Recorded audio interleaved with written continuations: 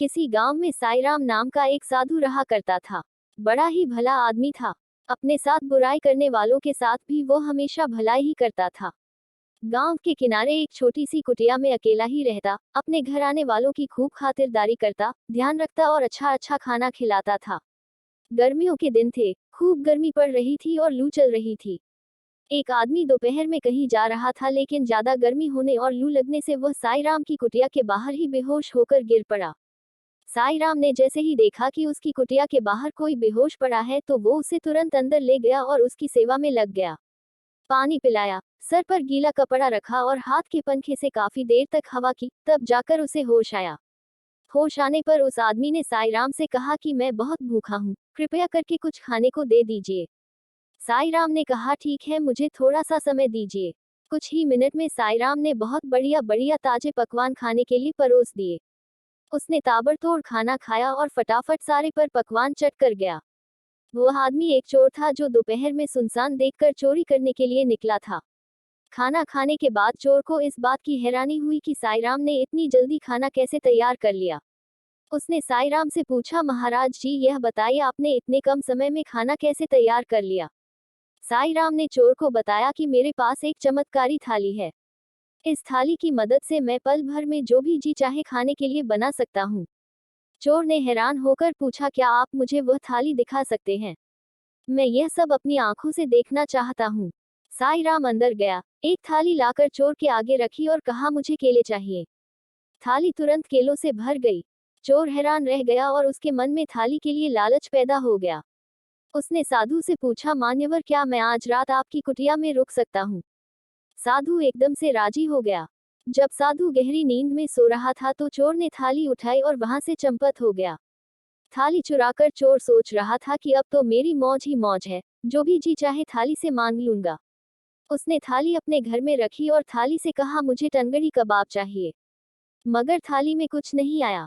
फिर उसने कहा, मुझे मलाई चाप चाहिए। थाली अभी खाली थी। चोर ने कहा, सेबला के दो। थाली में फिर भी कुछ नहीं आया। चोर को जितनी भी खाने की चीजों के नाम याद थे उसने सब बोल डाले, लेकिन थाली खाली की खाली ही रही। चोर तुरंत भागता हुआ थाली लेकर साधु के पास गया और बोला, महात्मा, भूल से मैं आपका बर्तन अपने साथ ले गया। मुझे माफ कीजिए, अपना बर्तन वापस ले लीजिए। साईराम बिल्कुल नाराज नहीं हुआ। बर्तन लेकर साईराम ने उसी समय कई अच्छे पकवान बर्तन से देने को कहा और बर्तन में तुरंत वह आ गए। साईराम ने चोर को एक बार फिर बढ़िया खाना खिलाया। चोर फिर हैरान हो गया और अपनी उत्सुकता को रोक नहीं पाया। उसने साधु से पूछा, महाराज जब यह बर्तन मेरे पास था तब इसने कोई काम नहीं किया। मैंने इससे बहुत सारे पकवान मांगे मगर इसने मुझे कुछ नहीं दिया। साधु ने कहा, भाई देखो, जब तक मैं जिंदा हूँ तब तक यह बर्तन किसी और के काम नहीं आ सकता, मेरे मरने के बाद ही कोई और इसे उपयोग कर पाएगा।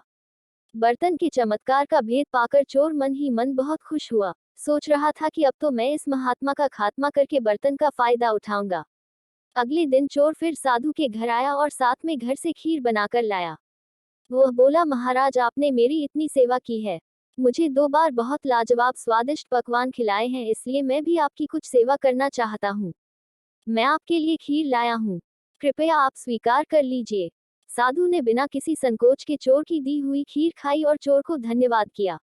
कहा, तुम्हारी खीर बहुत ही स्वादिष्ट बनी है। चोर खीर में जहर मिलाकर लाया था। खीर खिलाकर चोर वापस अपने घर चला गया। रात होने पर वापस साधु की कुटिया में आया, थाली को फिर से चुराने के लिए।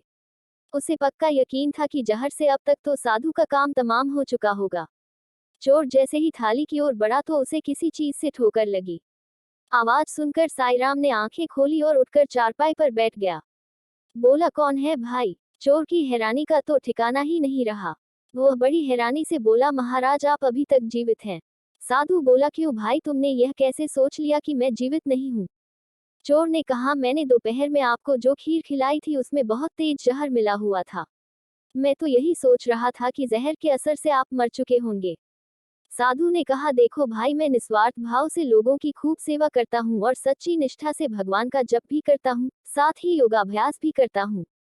इसलिए मुझे यह आशीर्वाद प्राप्त है कि कितना भी तेज जहर क्यों ना हो मैं उसे आसानी से पचा सकता हूँ। किसी भी जहर का मुझ पर कोई असर नहीं होगा। चोर ने निराश होकर कहा, महाराज मैं तो आपको मारकर आपके पतीले का लाभ लेना चाहता था, लेकिन मेरी यह इच्छा पूरी नहीं हुई।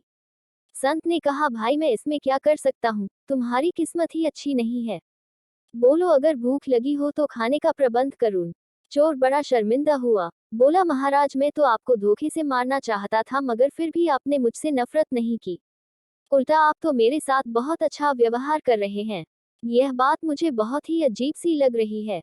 साधु ने कहा, भाई इसमें क्या अजीब बात है, अच्छाई करना मेरी आदत है, बुराई करना तुम्हारी आदत है।